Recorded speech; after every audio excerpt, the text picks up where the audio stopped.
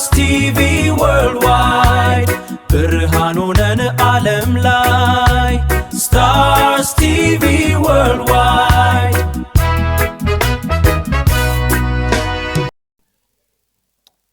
ሲሪየስ ነው የምነግራችሁ ይሄንን ካልተጠማችሁ ያንን ማግኘት አትችሉ ስለዚህ የመጀመሪያው ያ ነው መዝሙር ላይም እንደሚናገር መዝሙር 63 ላይም አንብቡት መዝሙር 42 ከቁጥር 1 እስከ 2 ድረስ ዋላ ወደ ውሃ ምንጭ እንደምትናፍቅ አምላኬ ሆይ እንዲሁ ነፍሴ አንተን ትናፍቃለች ብሎ ዳዊት ናፍቆቱን ይናገራል ፍላጎታችሁ አሁን ዋላ ወደ ውሃ ምንጭ እንደምትናፍቅ እንዲሁ ነፍሴ አንተን ናፈቀች የሚለውን ቃል በደንብ አድርጋችሁ አስቡት ዋላ ለአደን በጣም የምትፈለግ ነች የአደን ሰዓት ስለምትታደን ውሃ በጣም ይጠማታል መታ ሳትረካ ነው የምትሄደው ሁሉ ስለዚህ ምን ታደርጋለች በቃ ሄጄ መጠጣት ፈልጋለሁ ነገር ግን አዳኝ ሊያገኘኝ ይችላል ትላለች ስለዚህ በጣም ሲብስባት ነው ወደዛ የምትሄደው ካልባሰባት ወደ ውሃ ትሄድም ስትሄድ ስለምትያዝ ማለት ወይንም ስለምትገደል እንደዛ ነው ዋላ ብሶባት የመጨረሻውን እርምጃ እንደምትወስደው እንዲሁ እኔም አንተን ምን እልሃለሁኛል እናፍቅሃለሁ ፈልግሃለሁኝ ብሎ ይናገራል ማለት ነው ክብር ለጌታ ይሁን ኢየሱስ ጌታ ነው እግዚአብሔር ጥማታችሁ ይሁን ስለዚህ መጠማትና መራብ ያስፈልጋል መጠማትና መራብ ደግሞ የሚታይ የሚገለጥ ነገር ስለሆነ አካላዊ እርምጃ እንድትወስዱ ያስገድዳቸዋል አለበለዚያ በራሳችሁ ነገር ተጠምዳችሁ ብዙ ነገር እያደረጋችሁ መንፈስ ቅዱስ ይጠማኛል እኮ ብትሉ አይሆንም መገናኘትም ሪል የሆነውን መገናኘትም ለመገናኘት አትችሉም ቤተክርስቲያን ሰዎች ይህንን ድል እንዲያገኙ ነው ጾም ጸሎት ምናምን የምናውጅበት ዋነኛ ምክንያት ሌላ ምንም ነገር የለም ሰዎች አሁን የእግዚአብሔርን ፊት መፈለግ አይደለም የዚህ ጾማችን ርዕስ ራሱ ኢንካውንተር እንዲኖረን ማለት ነው ግንኙነት እንዲኖረን ነው ሌላ ነገር አይደለም ግን ጾም አሁን ሲጀመር ብዙ ጊዜ ሰው የሚፈተነው ሌላ ጊዜ እኮ በኖርማል ዝም ብሎ እስከ 6 እስከ 7 የሚቆየው ሰውዬ ልክ ጾም የጀመረ ቀን ጠዋት ይርበዋል ዋሻው በጠዋት ይርበዋልና ይሄ ነገር እንዴት ነው ምናምን ይላል በሚቀጥለው ወይ ነገ ልጹል ጀምር እንዴ ዛሬ ራበኛል ከዛ ደግሞ ማታ በደንብ በልቼ ጠዋት ብጾም ይላል ማታ ሲበላ ደግሞ ማታ ደግሞ ሲበላ ጠዋት ይርባል አይደለ ከዛ በሚቀጥለው አመት ሲታወጅ ጾማለሁ ይላል ማለት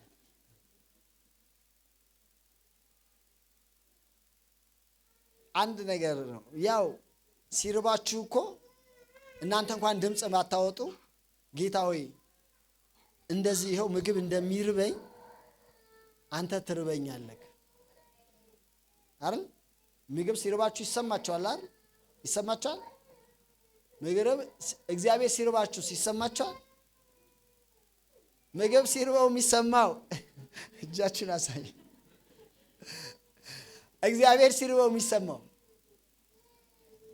ፊሊንግ አለ አይደል የባዶነት ስሜት የብቸኝነት ስሜት ምናምን አይደል የእግዚአብሔር ራብ እንደዛ ነው ይሄኛው ራብ አይደለም ባዶነት ይሰማቸዋል የሚሞላላቸው ያን ክፍተት እሱ ስለሆነ ማለት ነው ብቸኝነት ይሰማቸው ብዙ ሰው ኖሮ ተከባችሁ የብቸኝነት ስሜት ይዛቸዋል ያለ እግዚአብሔር ባዶነት ይሰማቸዋል እግዚአብሔር ራቡ ያ ነው እንደዛ አይነት ነገር ነው ያለው ሰው ግን ሲርባችሁ ያንን መልእክት ማስተላለፍ ትችላለ አንተ እንደዚህ ትርበኛለህ እንደዚህ ይሄው የራበኛ አይደል አሁን እንደዚህ ትርበኛለህ እንደዚህ ትጠማኛለህ ማለት ያስፈልጋል ማለት ነውና መራብና መጠማት አስፈላጊ ነገር ነው ሶስተኛ የእግዚአብሔርን ቃል ማሰላሰል የእግዚአብሔርን ቃል ስታሰላስሉ መንፈስ ቅዱስ በህይወታችሁ ምክንያቱም የእግዚአብሔር መንፈስ ያለበት መጽሐፍ ይለዋል አይደል መጽሐፍ ቅዱስን ስለዚህ የእግዚአብሔር መንፈስ ስላለበት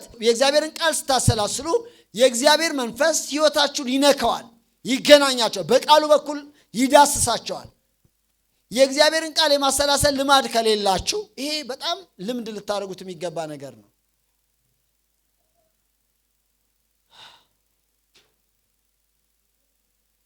ብዙ ነገር አእምሮአችን ያሰላስላል አይደል?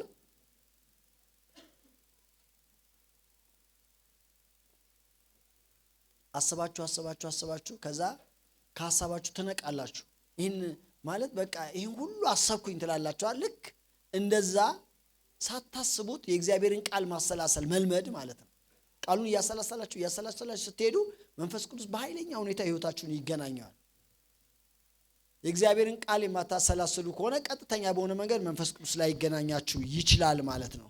መጽሐፍ ቅዱሳችን ኢያሱ ምዕራፍ 1 ቁጥር 8 ላይ የዚህን ሕግ መጽሐፍ ከአፍ አይለይ፣ ነገር ግን የተጻፈበትን ሁሉ ትጠብቅና ታደርግ ዘንድ በቀንና በሌሊት አሰላስለው። ሁለተኛ ጥቅስ መዝሙር ምዕራፍ 1 ቁጥር 2 ላይ ነገር ግን በእግዚአብሔር ሕግ ደስ ይለዋል፣ ሕጉንም በቀንና በሌሊት ምን ይለዋል አለ ያሰላስለዋል ብሎ መጽሐፍ ቅዱሳችን ይናገራል። ስለዚህ የእግዚአብሔርን ቃል ስታሰላስሉ መንፈስ ቅዱስ ህይወታችሁን የመንካት እድል ያገኛል። ስለዚህ ልባችሁን ከፍታችሁ በአእምሯችሁ የእግዚአብሔርን ቃል የማሰላሰል ከፍተኛ ልማድ ሊኖራችሁ ይገባል። ስለዚህ ያንን ማድረግ በጣም አስፈላጊ ነገር ነው። የእግዚአብሔርን ቃል የማሰላሰል ልማድ ይኑራችሁ። አራተኛ የማያቋርጥ ጸሎት ያስፈልጋል። የሆነ ጊዜ ጸልያችሁ ጌታ መንፈስ ቅዱስ ፈልጋለሁ ምናምን ብላችሁ ከዛ ደግሞ የሆነ ጊዜ የምታቋርጡት ሳይሆን የማያቋርጥ ጸሎት ያስፈልጋቸዋል። ጌታ ኢየሱስ ክርስቶስ በሉቃስ ወንጌል ምዕራፍ 1 ቁጥር 18 ላይ ሲናገር ሳይታክቱ ይጸልዩ ዘንድ ይህንን ምሳሌ ነገራቸው ይላል። ሳይታክቱ ያለማቋረጥ ቀጣይነት ባለው ሁኔታ እንዲጸልዩ ነው ይህንን የተናገረው። ክብር ለኢየሱስ ይሁን። ሃሌሉያ። ምሳሌውን ታውቁታላችሁ። ጌታ ኢየሱስ የተናገረው ያች ሴት ፍረድልኝ ትላለች። አመፀኛ ነው ዳኛው፣ እሷ ግን እየሄደች ፍረድ ትላለች። ነገር ግን በቃ ስለ ንዝነዛዋ ስል ምን እላለሁ አለ ፈርድላታለሁ አለ። ይልቁንም ለእናንተ ለምርጦቹ እንዴት አይፈርድላችሁም? ይፈርድላችኋል እንጂ። ክብር ለጌታ ይሁን። ኢየሱስ ጌታ ነው። ስለዚህ ያለማቋረጥ መጸለይ ያስፈልጋል። ኢሞሽናሊ ስሜታዊ ሆናችሁ የሆነ አንድ ሳምንት ጸልያችሁ ከዛ አንድ ወር ጸልያችሁ የምታቆሙት ከሆነ የመንፈስ ቅዱስን መገናኘት አታገኙ። በህይወታችሁ ዘመን ሁሉ የምትጸልዩ ጸሎት ቢኖር መንፈስ ቅዱስን ስለመገናኘት። ዛሬ ከተገናኛችሁ ደግሞ ነገ ጠይቁት፣ ነገ ከተገናኛችሁ ደግሞ ከነገ ወዲያ ጠይቁት። በቃኝ የሚባል አይደለም መንፈስ ቅዱስን መገናኘት። ስለዚህ ሳናቋርጥ መጸለይ በጣም አስፈላጊ ነገር ነው። ሉቃስ ወንጌል ምዕራፍ 18 ቁጥር 1 ላይ ይህንን ይናገራል። አንደኛ ተሰሎንቄ ምዕራፍ 5 ቁጥር 17 ላይ ይህንኑ ይናገራል። ሳታቋርጡ ጸልዩ ይላቸዋል። ሳታቋርጡ ጸልዩ ማለት ተንበርክካችሁ ዋሉ ማለት ሳይሆን፣ ነገር ግን በምትሄዱበት ሁሉ ስልኩን አትዝጉት እንደማለት። ከእግዚአብሔር ጋር ያለንን ግንኙነት እኮ በየቦታው ማድረግ እንችላለን። ስራ እየሰራን መጸለይ እንችላለን። ይቻላል አይቻልም?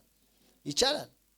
ስራ እየሰራችሁ መጸለይ ትችላላችሁ። ቤታችሁ ስትሆኑ መጸለይ ትችላላችሁ። በየትኛውም ስፍራ ከአምላካችሁ ከእግዚአብሔር ጋር መገናኘት ትችላላችሁ። የእግዚአብሔርን ቃል እያሰላሰላችሁ እግዚአብሔርን መንፈስ ቅዱስን አውሩት። ስለዚህ ያለማቋረጥ መጸለይ በጣም አስፈላጊ ነገር እንደሆነ ማወቅ ያስፈልጋል ማለት ነው። ክብር ለጌታ ይሁን። እንግዲህ ይህንን ሰው ባነሳው በጣም መልካም ነው። ሐዋርያት ሥራ ምዕራፍ 10 እናንተ ከቁጥር 1 ጀምራችሁ እስከ 10 ድረስ አንብቡት። ቆርኔሌዎስ የሚባል አንድ ሰው ነበር ብሎ መጽሐፍ ቅዱሳችን ይናገራል። ይህ ሰው ደግሞ ምጽዋት በመስጠት የሚታወቅ ሰው ነው። ታውቁታላችሁ አይደል? እግዚአብሔርንም የሚያመልክ መጽሐፉ የሚለውን ልንገራችሁ።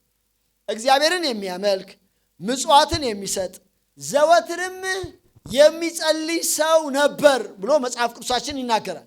እግዚአብሔርን ያመልካል ከነ ቤተሰቡ፣ ከዛ ምጽዋት ይሰጣል፣ ከዛ ደግሞ ዘወትር ምን ይላል? ይጸልያል። የማያቋርጥ ጸሎት ያደርጋል። እንደውም ሰዓት መድቦ ይጸልያል። 9 ሰዓት ጸሎቱን እያደረገ እያለ የእግዚአብሔር መልአክ መጣና ተገናኘው። ቆርኔሌዎስ ሆይ ምጽዋትህና ጸሎትህ በእግዚአብሔር ፊት ምን ብሏል አለው? አርጓል፣ ወጥቷል። አሁን ሂድና ጴጥሮስን ታስጠራዋለህ አለው። ሃሌሉያ፣ እግዚአብሔር ስሙ ይባረክ። ጴጥሮስ ከመጣ በኋላ ቃል ተናገራቸው። ቃሉንም በሰሙት ሁሉ ላይ መንፈስ ቅዱስ ምን አለባቸው ይላል? ወረደባቸው። ክብር ለጌታ ይሁን። ኢየሱስ ጌታ ነው። ሳያቋርጥ እግዚአብሔርን የሚያመልክ ሳያቋርጥ የሚጸልይ ሰው እግዚአብሔር አምላክ በመንፈሱ ኃይል ይቀበዋል። መንፈሱ ይገናኛችሁ። ጸጋ ሕይወታችሁን ይዳሰው። ግን የሆነ ጊዜ ያው ብዙ ሰዎች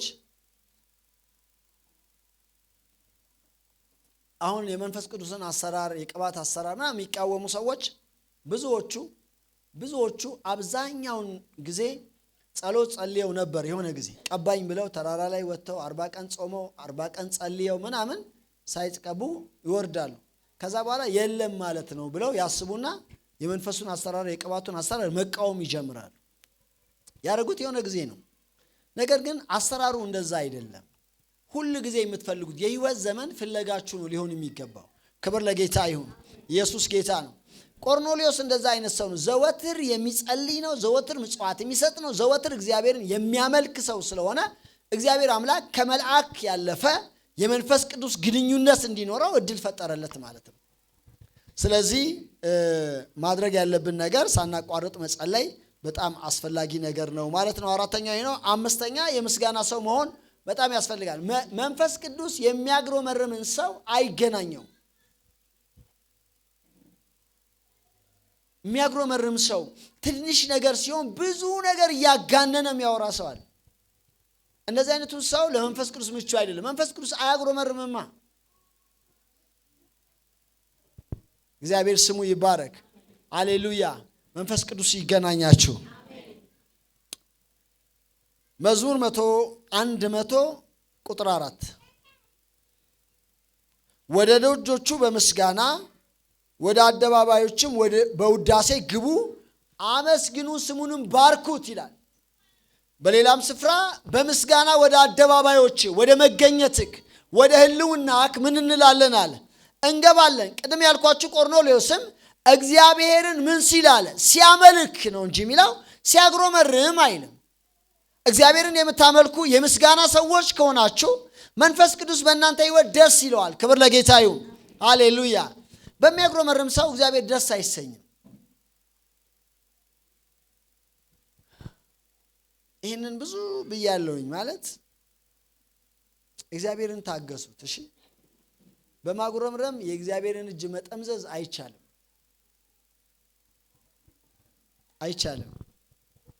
እግዚአብሔር ስለማይጠመዘዝ ማለት ነው። ነገር ግን በምስጋና ግን የእግዚአብሔርን ነገር ወደ ህይወታችን ማምጣት ግን እንችላለን። ስለዚህ መንፈስ ቅዱስ እንዲገናኛችሁ አመስጋኝ ሰዎች በነገር ሁሉ ምን በሉ ይላል መጽሐፍ፣ አመስግኑ ይላል። በነገር ሁሉ ማመስገን በጣም አስፈላጊ ነገር ነው። የምስጋና ሰው መሆን ያስፈልጋል። አንደኛ ተሰሎንቄ ምዕራፍ 5 ቁጥር 18 በሁሉ አመስግኑ። በስንቱ አለ? በሁሉ ነገር አመስግኑ። መጽሐፍ ቅዱስ ነው የሚለው። በቃ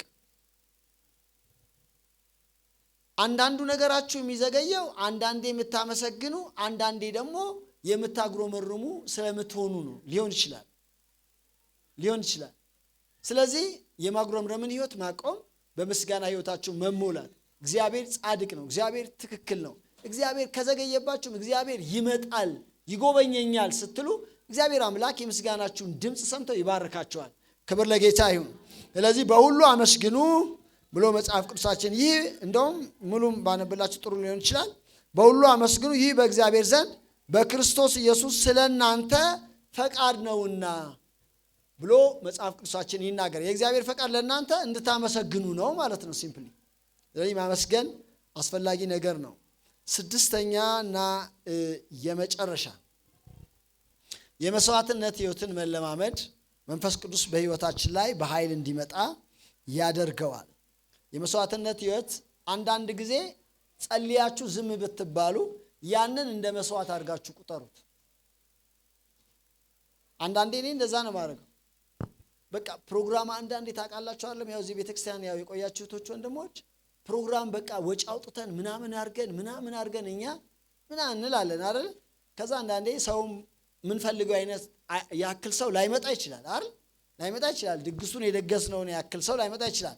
ከዛ ደግሞ ለዛ ፕሮግራም ያልናቸው የጋበዝናቸው አገልጋዮች ላይመጡ ይችላሉ። እኔ ምን ብዬ አስባለሁ? እኛ እንግዲህ ይሄ ለእግዚአብሔር የቀረበ መስዋዕት ነው። ኦልሬዲ መስዋዕቱን ምን ብለነዋል? አቅርበነዋል። ሰዎች መጡ አልመጡ የኛ ጉዳይ አይደለም ብዬ አስባለሁ። አንዳንዴ በህይወታችሁ አንዳንድ ነገር አድርጋችሁ ያ ነገር ሳይሆን ሲቀር ለእግዚአብሔር የቀረበ መስዋዕት ነው ብላችሁ አስቡ።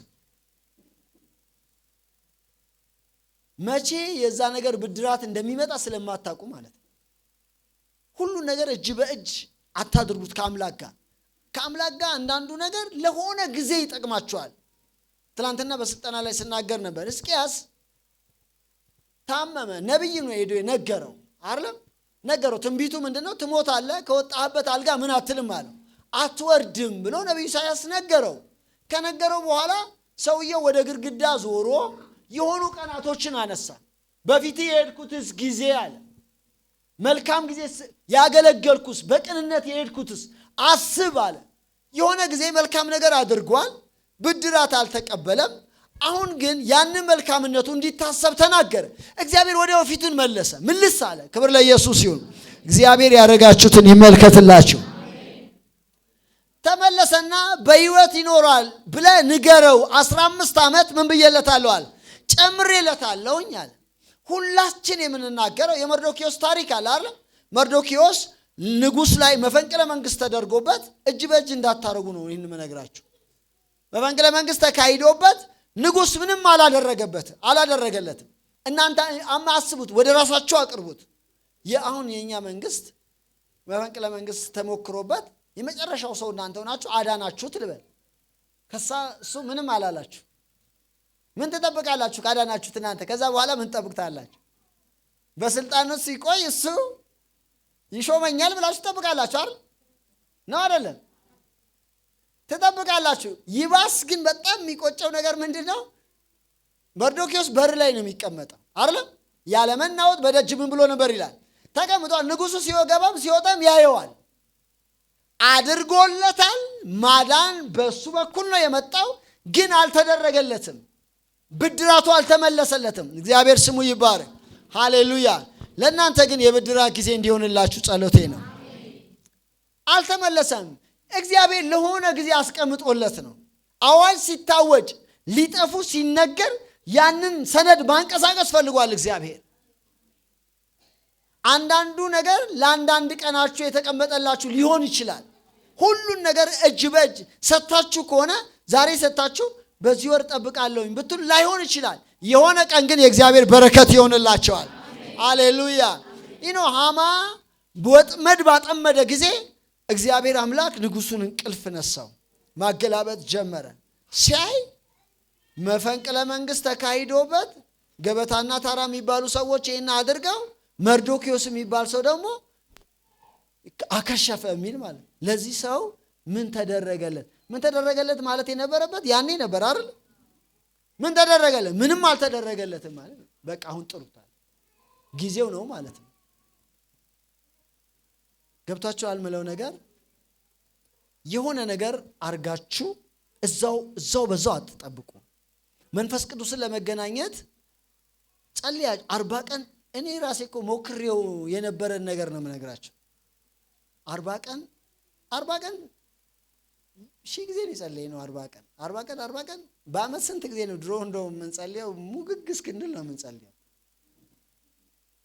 እና የሚመስለኝ የነበረ በቃ አሁን 40 ቀን መጨረሻዎቹ ሳምንቶች ስፔሻሊ በጣም ነው የምጠብቀው። እና ምን አደርጋለሁ? እንደውም የመጨረሻውን ሳምንት አንዱን ሙሉውን ሳምንት ምግብም አልበላም ውሃም አልጠጣም። እውነቴን ነው የምነግራቸው። በጣም አደጋ ውስጥ እስክገባ ማለት ነው። ምግብ ከዛ እኔ ምን ይመስለኛል 7ኛው ቀን ሲያልቅ በቃ የሚያጥለቀልቀኝ ነው የሚመስለኝ። የለም እንደውም ድርቅርቅ ብዬ መጸለይ ራሱ አቅቶኝ ነው የምጨርሰው። ጌታ ሆይ ግን እንደዚህ ይሆኝ ይላል። አንዳንዴ 40ውን ጨርሼ 7 ጨምርና ጠብቃለሁ። ሳልበላ ሳልጠጣ ምንም ሳልል ማለት የለም፣ ምንም የለም። እግዚአብሔር የቀጠራቸው ቃኖች አሁን የምነግራችሁ አንዳንድ መገለጦች ምናምን በዚህ ጊዜ እግዚአብሔርን ኢንካውንተር እንዲያገኘው ምናምን እላችሁ የጾመኝ ቀን አይደለም፣ የጾምኩኝ ቀን አይደለም። ዝም ብዬ በልቼ ጠጥቼ ደስ ብሎኝ ቁጭ ብዬ እያለ ነው መገለጦቹ ባያቸው። ዘር ነው የሆነ ቀን ጾም እና ጸሎት የሚባለው ነገር ዘር ነው። የሆነ ቀን ግን ብርሃኑ ይመጣል። የሆነ ቀን ግን ሳታውቁት የሚያስደነግጥ የእግዚአብሔር ኃይል ድምፅ ይመጣባቸዋል። እግዚአብሔር ስሙ ይባረክ። ሰው ግን መስዋዕቱን ማቅረብ ግን እናንተ አትተው። የመስዋዕትነት ህይወት ስትሄዱ መንፈስ ቅዱስ ህይወታችሁን ይዳስሷል። ጴጥሮስ ይህንን ሲናገር አንደኛ ጴጥሮስ ምዕራፍ 4 ቁጥር 14 ላይ ስለ ክርስቶስ ስም ተነቅፋችሁ ስትነቀፉ የክብር መንፈስ የእግዚአብሔር መንፈስ በእናንተ ላይ ያርፋልና ብፁዓን ናችሁ ይላል። መስዋዕትነት ስትከፍሉ ለምሳሌ ወንጌል ልትሰሩ ወጣችሁ ወንጌል እየሰበካችሁ እያለ መስዋዕትነት ነው የምትከፍሉት አይደለም? ጊዜያችሁን መስዋዕት አድርጋችሁ ወጣችሁ እየሰበካችሁ እያለ የሆነ አንድ ሰው ምናምንቴዎች ይላቸዋል መጽሐፍ ቅዱስ መጥቶ ይሰድባቸዋል፣ ያዋርዳቸዋል። አንተ እንደዚህ አንቺ እንደዚህ ምናምን ይላቸዋል አይደል? የዛን ጊዜ ያለ ጴጥሮስ ሲናገር መንፈስ ቅዱስ በእናንተ ላይ ምን ይላል አለ? ይመጣባቸዋል። ክብር ለኢየሱስ ይሁን። ሃሌሉያ።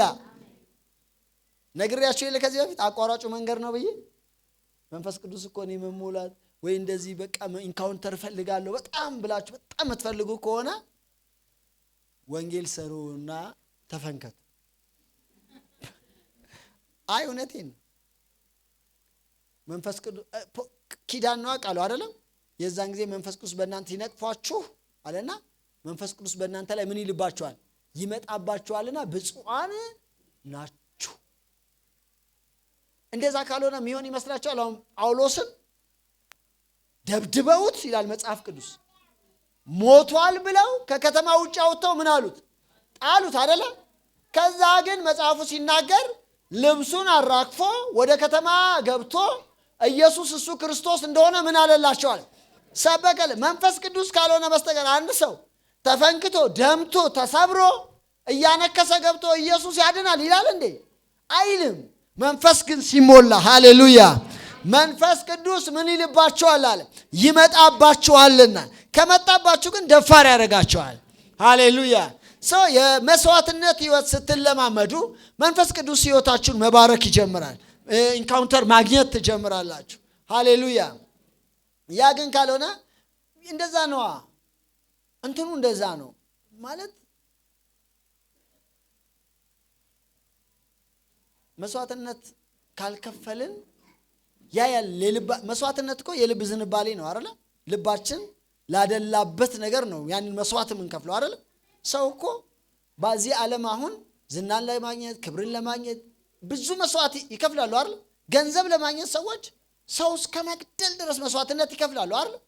ለዛ ነገር ያላቸው ቫልዩ ነው አይደል? ዋጋ ነው እንደዛ እንዲሆኑ የሚያደርጋቸው። መስዋዕትነት ማለት ለመንፈስ ቅዱስ የምትሰጡት ዋጋ ነው። በእናንተ ህይወት እንዲሰራ የምትከፍሉት ዋጋ ነው። ስለዚህ መስዋዕትነት መክፈል በጣም ወይንም የመስዋዕትነትን ህይወት መኖር በጣም ያስፈልጋል። እንግዲህ ቀደም ያልኳቸውን ቆርኔሌዎስ የመስዋዕትነት ህይወት የተለማመደ እንደሆነ አሕዛብ ነው፣ እስራኤላዊ አይደለም። ነገር ግን የመስዋዕትነት ህይወት የተለማመደ እንደሆነ መጽሐፉ ያስረዳል። የአምልኮ ሰው ነው ይልና የመስጠት መስዋዕትነትን ይከፍላል።